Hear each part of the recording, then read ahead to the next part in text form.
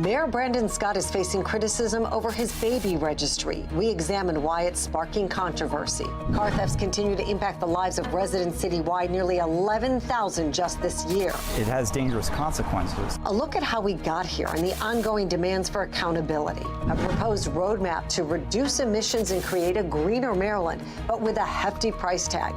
Why some say this billion-dollar plan will not be worth the money. This is not about making our air really cleaner. This is actually about some sort of ideological fight over climate. Fox 45 cameras capturing exclusive video of federal agents in action. We take you to the front lines of their mission to put some of the most dangerous criminals away. Live from WBFF in Baltimore, this is Fox 45 News at 10. Thank you for joining us. I'm Mary Bubala. Mayor Brandon Scott's baby charm is here, along with an online registry to help the mayor and his fiancée cover some essentials.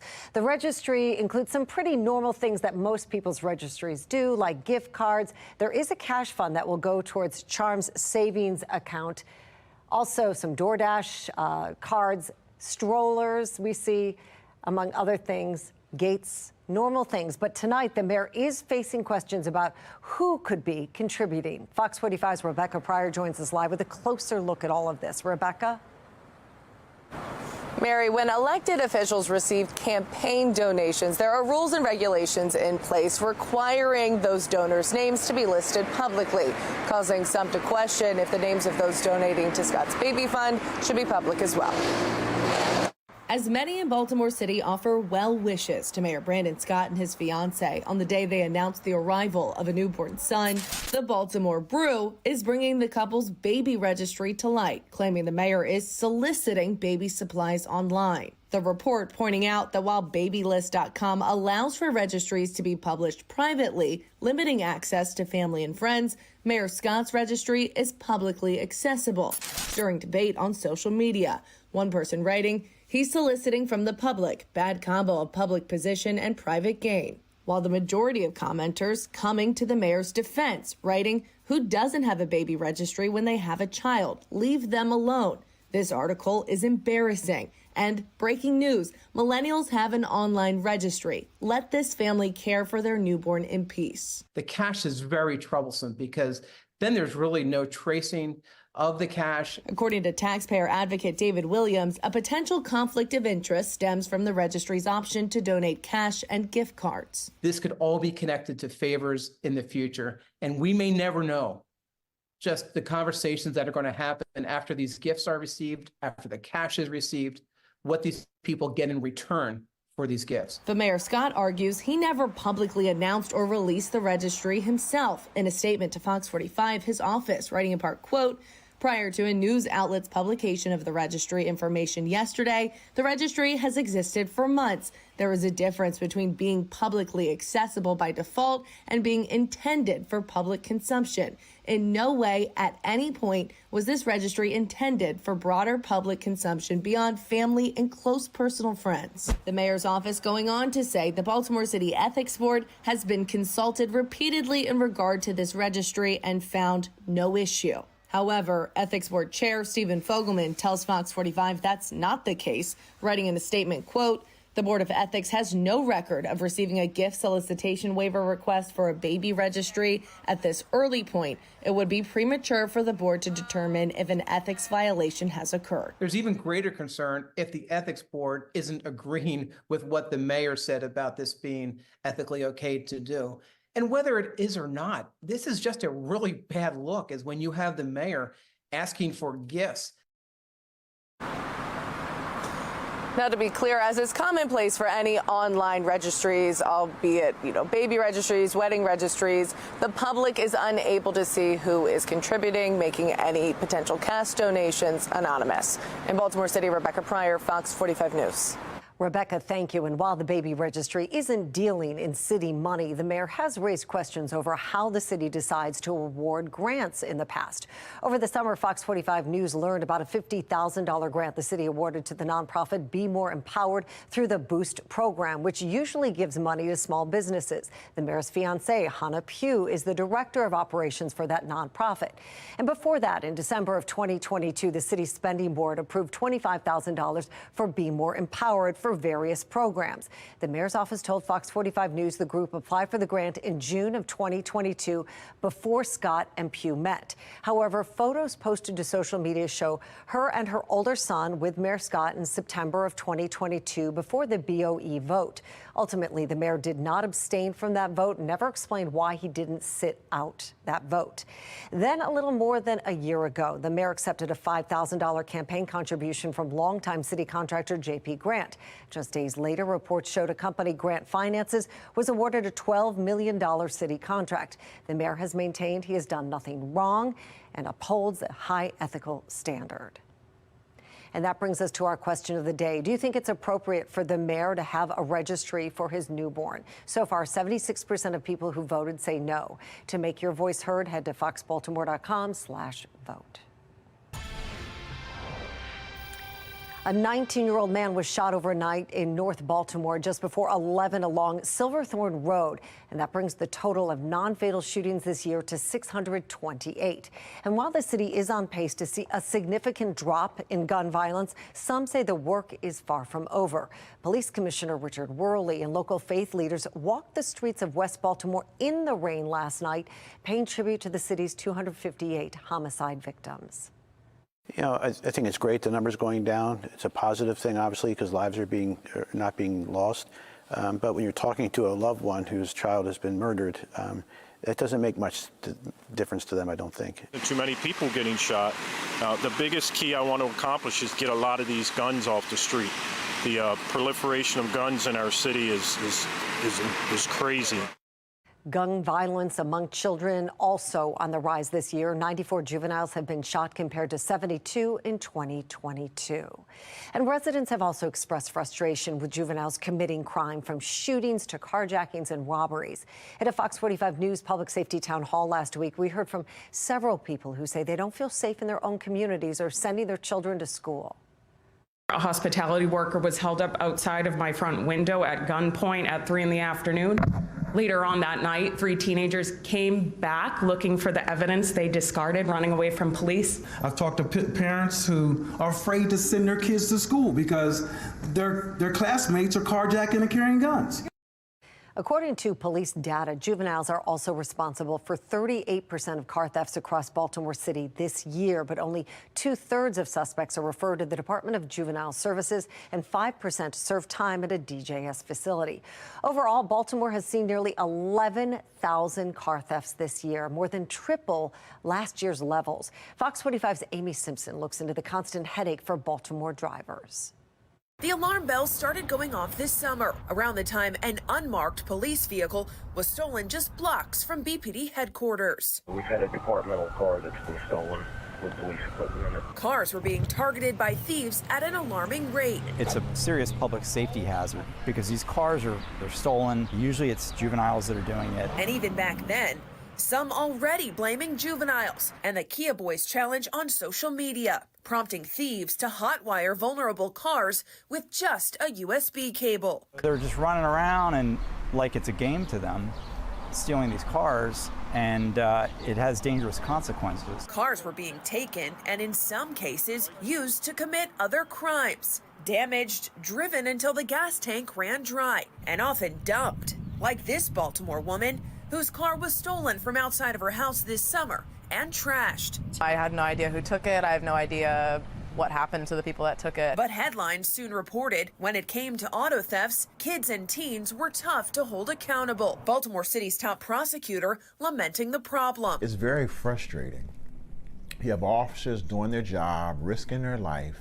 You have victims who struggle to make the car payments, struggle to pay the insurance, doing what they can, and here comes a young kid, a child, stealing their car because it's a game. They think the system will hold that child accountable, but it's not happening. Before long, victim after victim came forward to tell their tales about thieves so brazen, often undeterred by the watchful eye of surveillance. Where's my car? I'm clicking it, and maybe I put it somewhere else. This group bashing a window and hot-wiring the ignition of this Fox 45 employee's car parked in the station's lot in the middle of the night. I'm mad. I'm watching 4 little kids, maybe 15, 16, jump out of a car, 1:30 in the morning. The whole thing unfolding in a matter of minutes. Meanwhile, this Baltimore County woman showing Fox 45 News 2 speeding tickets that came in the mail from the city. Shocked that she was forced to pay for the infractions allegedly racked up by the thieves that took her car. They said, well, it would probably happen while it was stolen. They told me that. And I said, well, why should I have to pay for it? They said, well, we're not going to release your car unless you pay the 2 speeding tickets. But as more cars went missing, victims also shared uphill battles of trying to recover their cars from the city's impound lot off of Pulaski Highway in East Baltimore. It did take multiple days where I had to take hours off in the middle of the day just to take care of something, whether it be paperwork or going to the impound and waiting in line with the whole Baltimore public that was also waiting for their cars. Baltimore City's Department of Transportation declined our request to tour the impound lot. So instead, Fox 45's drone captured this bird's eye view from above, revealing a graveyard of cars below. At this point in October, the city said nearly 20% of the cars inside the Pulaski lot had been stolen. And by November, city leaders announced a 166% increase in juvenile auto thefts this year. There's 30 young people alone that have been arrested multiple times for carjackings and stolen autos. And within weeks, Baltimore City passed the grim milestone of 10,000 cars stolen since the start of the year. Some still adamant it's not a victimless crime. It's not just property theft. It's not. If you don't own your home, your car is the most valuable thing that you probably own. And it's not a luxury. It's the way that you get your kids to school, that you go to your job. Now heading into a new calendar year, those stats will reset. But Baltimore braces to see if cars will continue to be taken. Amy Simpson, Fox 45 News. And the stolen vehicle crisis is extending beyond cars. Surveillance footage shows the moments a stolen tow truck was used to pull a car right from a Baltimore County car dealership. State's attorneys tell Fox 45 News these complex schemes are becoming more common as the number of thefts rise. A lot of what we're seeing now are more sophisticated operations involving multiple levels of people who are benefiting from this type of crime.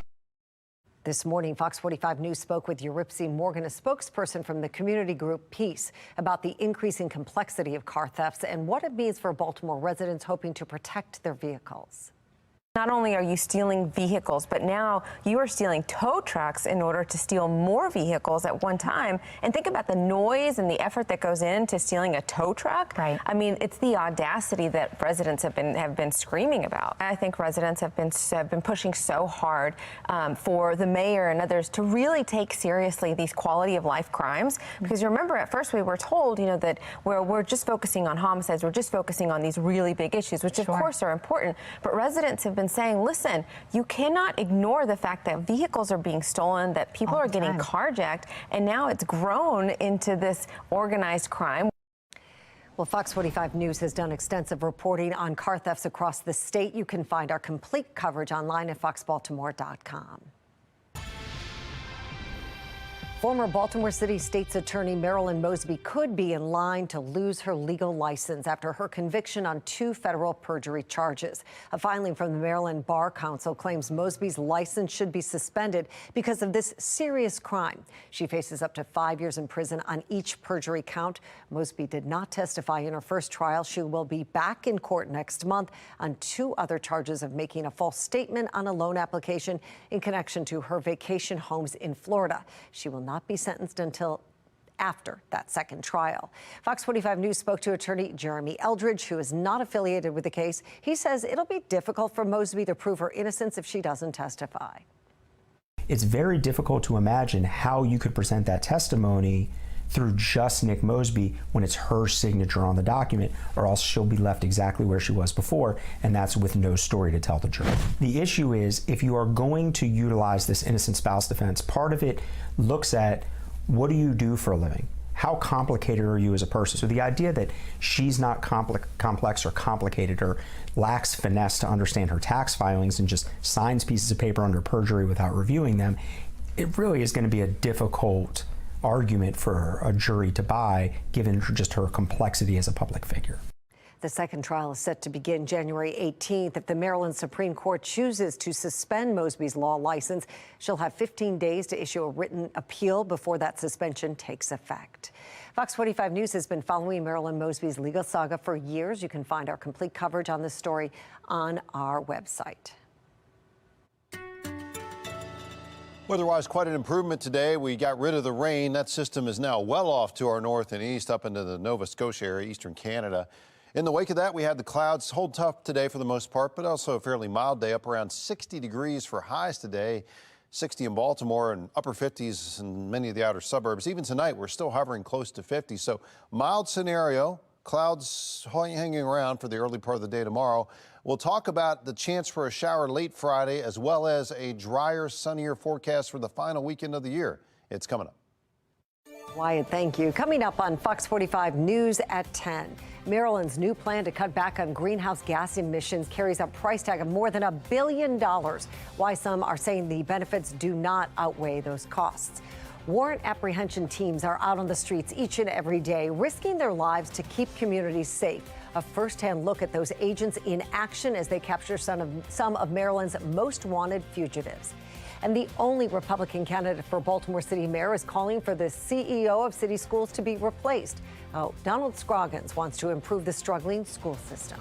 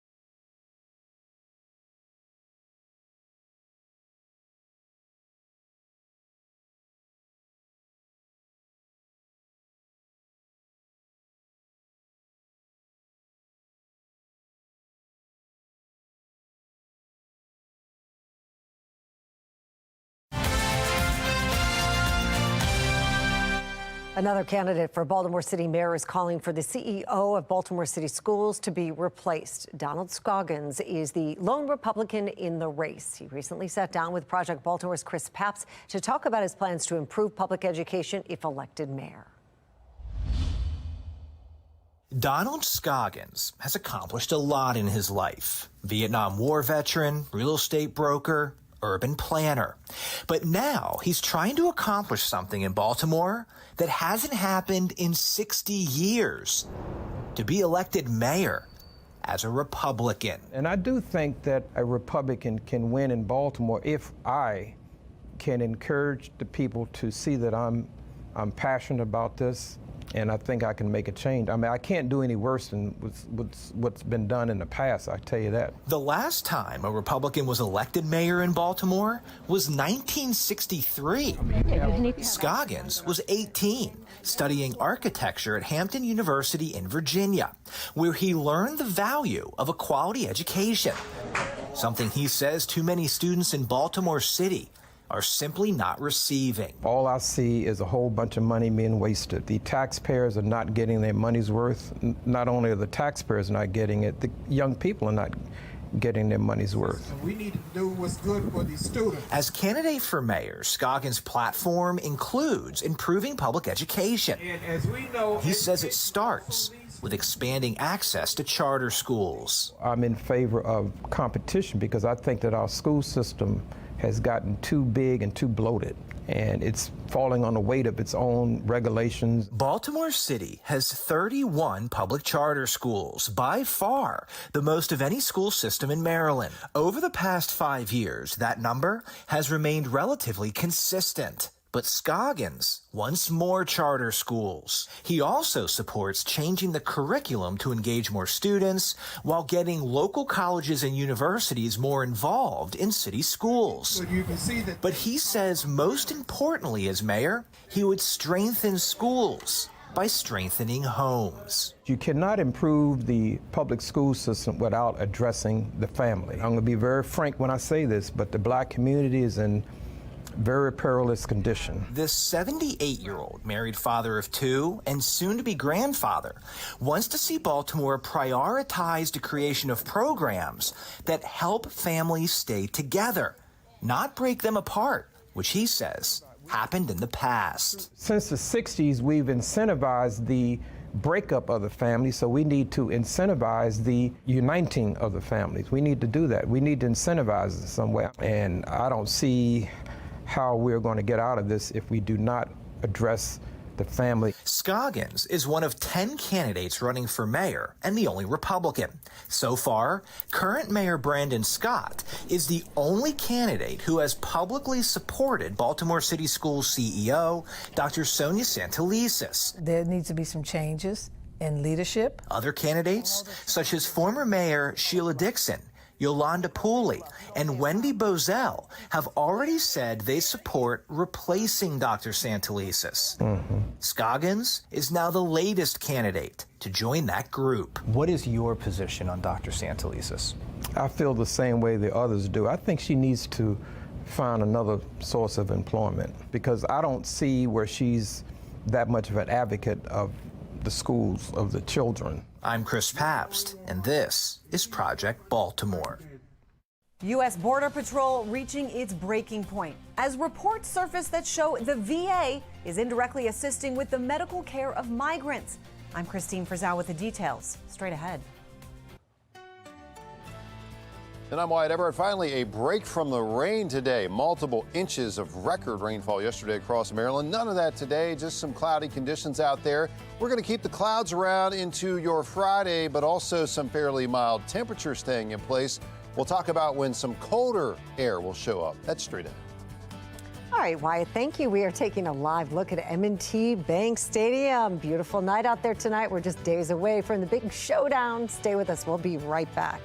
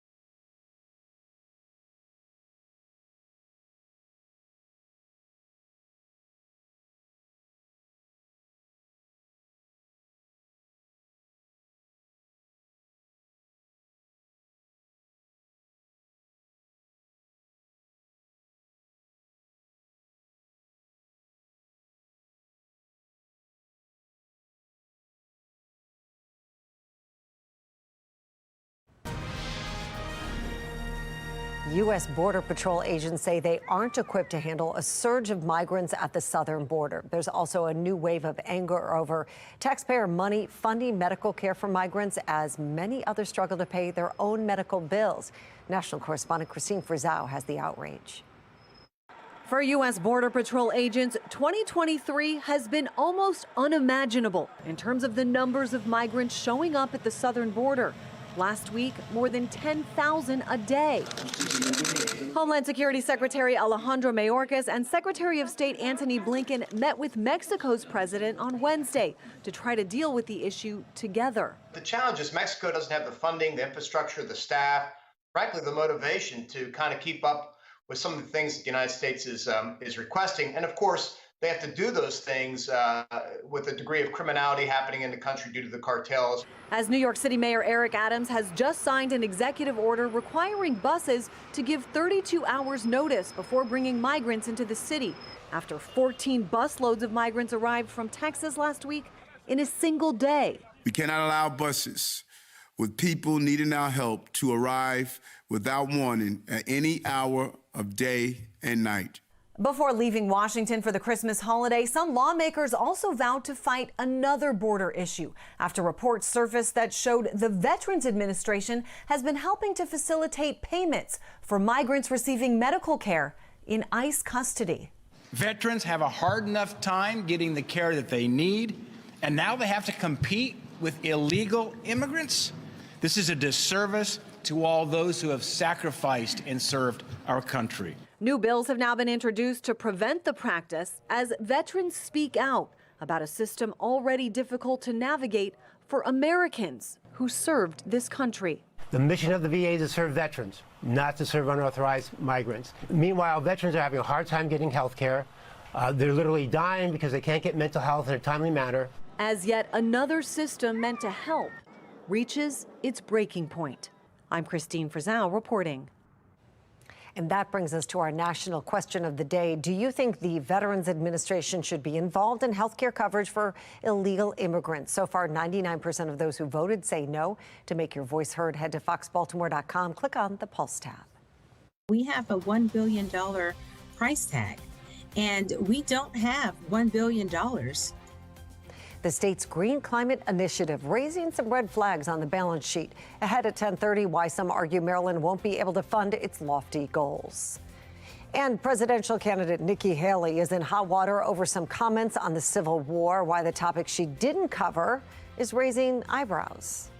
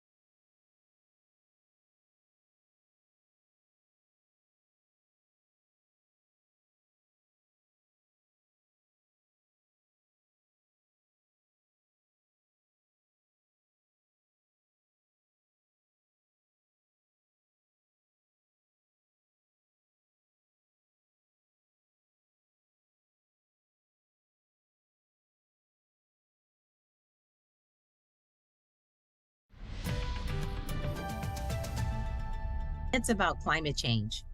It's about correcting the wrong of so many years from industry. This is not about making our air really cleaner. This is actually about some sort of ideological fight over climate. The state's new roadmap to cut greenhouse gas emissions is leading to a debate over the billion-dollar annual price tag. Fox 45's Mackenzie Frost takes us through the plan and why some people in Annapolis aren't on board. The state is out with a new climate pollution reduction plan, calling for slashing Maryland's greenhouse gas emissions by 60% by 2031. The Maryland Department of Environment wants to do several things to curb the emissions, like reducing per capita car mileage by 20% by 2045, creating incentive programs for people to buy electric cars, homeowner rebates and incentives for energy efficiency and electrification. So how much will it cost? We have a $1 billion price tag, and we don't have $1 billion today. Secretary of the Environment Serena McIlwain says she recognizes the budget concerns, but Maryland can't afford not to move forward with the blueprint to reduce emissions. We've already reduced emissions by 30% since 2006 levels. And so, although these are the most ambitious goals in the nation, we're going to do it. It's not going to be easy, but I am here to say we will get this done. It's about climate change. It's about correcting the wrong of so many years from industry. Maryland is projected to face a $418 million budget shortfall by fiscal year 2025. And by budget year 2028, the shortfall is estimated to reach $1.8 billion. And not everyone is convinced this roadmap will lead Maryland to the right place. Everything is a trade-off. State Senator Justin Reedy, a Republican representing Frederick and Carroll County, says the proposal's price tag is simply too high and doesn't guarantee a dramatic impact on the climate. Should we dramatically change the way people live their life, travel, and do business, and increase the tax and cost of all of that for no environmental benefit? This is not about making our air really cleaner. This is actually about some sort of ideological fight over climate. To foot the billion-dollar plan, MDE is proposing a hazardous substance fee, clean air tolls, extra registration for gas-powered cars, and more. If it works, MDE says the roadmap could result in $1.2 billion in public health benefits, $2.5 billion in a boost of personal income, and a net gain of more than 27,000 jobs in the state. It's just not clear how lawmakers will decide to move forward with paying for the plan when they return to Annapolis in January. In Baltimore, Mackenzie Frost, Fox 45 News. Some environmental groups like the League of Conservation Voters tell Fox 45 News they were disappointed that the plan doesn't include specific funding sources for the proposal. You can find more information on what's inside the proposal on our website, foxbaltimore.com. Well, the billion-dollar climate plan comes amid a statewide budget deficit. Earlier this month, the Department of Transportation announced billions of dollars in spending cuts, which could lead to a decline in bus service, a limit on MARC trains, and suspension of some MVA services. Then there is the blueprint for Maryland's future, or the Kerwin plan. It pumps $30 billion additional tax dollars into schools over the next 10 years, then $4 billion a year after that. Local governments sounding the alarm on that price tag. We can't afford all of this. We've got this hefty bill to pay. We don't have the money to pay it. The blueprint for Maryland's future is a worthy program, but it is ambitious. And it is one that requires substantially higher funding levels from those jurisdictions that are already struggling. There's no transparency. They've got us to have a plan that actually results in change, and they've got to be able to tell us this: if we put our money here, this is what you're going to get, and if we don't deliver it, the money will recycle. Well, Governor Moore has stood by the Kerwin plan, saying it's a valuable tool to help Maryland children succeed. Thousands of fugitives are wanted across Maryland. Each day, warrant apprehension teams descend upon communities, risking their lives to take these violent criminals off the streets. In a Maryland's Most Wanted special, Alexa Ashwell takes us to the front lines, capturing an exclusive look at agents in action. It's 5:30 in the morning. The sky is still dark. Agents with the Capital Area Regional Task Force are on the move. Behind the wheel is Deputy U.S. Marshal Al Maresca. And over the radio, other members of the task force. They're actually articulating specifically everyone's team assignments. The team is on their way to Dundalk, a town in Baltimore County, and where investigators received information fugitive Michael Savoy has been hiding out. Savoy is accused of beating a man with a hammer and leaving him for dead following a road rage incident in Prince George's County. He's a 43-year-old black male wanted for attempted murder. Agents suit up and pull out. 6:11 a.m. Within minutes of surrounding the home, Savoy is handcuffed and taken into custody. The apprehension quick. We had gotten information from Maryland State Police that he was residing in this area, and so we followed up the leads, and as you can see, we successfully took him into custody. With Savoy in custody, agents are back on the road. 7:03. It's now daybreak. The task force has moved, gathering at an undisclosed location. Here, agents are briefed on the next fugitive. Aggravated assault with a gun, discharging a firearm. 40-year-old Rayan Bartley is accused of opening fire on a man following an argument and is believed to be hiding out in a home in northeast Baltimore City. Agents have their assignments, load up, and head back out. 7:11 a.m. With weapons drawn, the task force surrounds the home, announcing their presence and ordering Bartley to surrender. But Bartley isn't coming out. Agents realize there are multiple people inside the home, adding more risk to the situation. We operate in tense, uncertain, and rapidly evolving situations, and at a moment's notice, things can go violent. The other occupants exit the home, but Bartley still inside. Agents move in through the front door. Outside, the task force maintains a perimeter. The U.S. Attorney for the District of Maryland, Eric Barron, arrives on scene.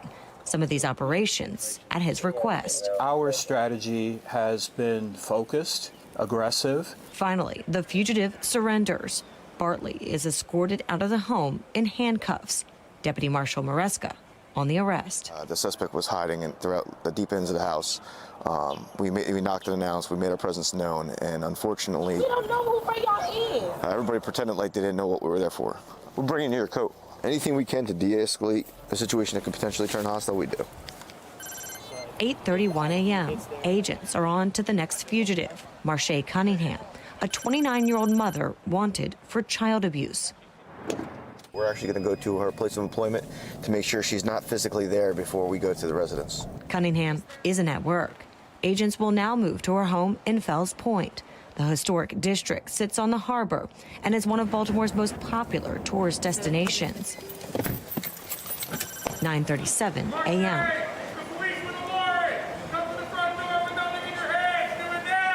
With guns drawn, agents surround Cunningham's home and say they can see the mother inside.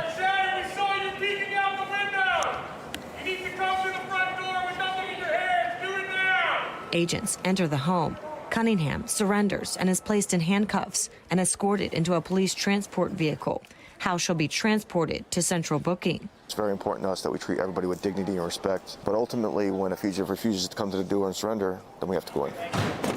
Agents are back on the road and riding through the city of Baltimore. I got enough issues between my energy drinks. I don't need any other help getting to the grave. It's been a busy but successful morning. But the next fugitive, potentially the most dangerous. Eric Morton has been on the run for more than 4.5 years. The 36-year-old is wanted for attempted murder and armed robbery following a violent home invasion that took place in Pennsylvania back in 2019. 10:40 a.m. You might want to hurry up and get down there. Agents move in, luckily catching Morton as he was preparing to walk out of his front door here in northwest Baltimore City. He's handcuffed and taken into custody. A violent fugitive on the run for years, captured. In each of these cases, we've watched neighbors walk out, look, many of them surprised that someone accused of attempted murder, for example, has been living amongst them. If people really realized the potential dangers at hand or could cause public alarm. The Capital Area Regional Task Force is 4 for 4. Agents pack up and roll out. Today's operation is complete, but the work far from done. 11:28 a.m. Deputy Marshal Maresca returns to the federal courthouse. In his office, stacks of blue folders, cases, warrants, for some of the most violent fugitives. In the state of Maryland alone, there's still over 10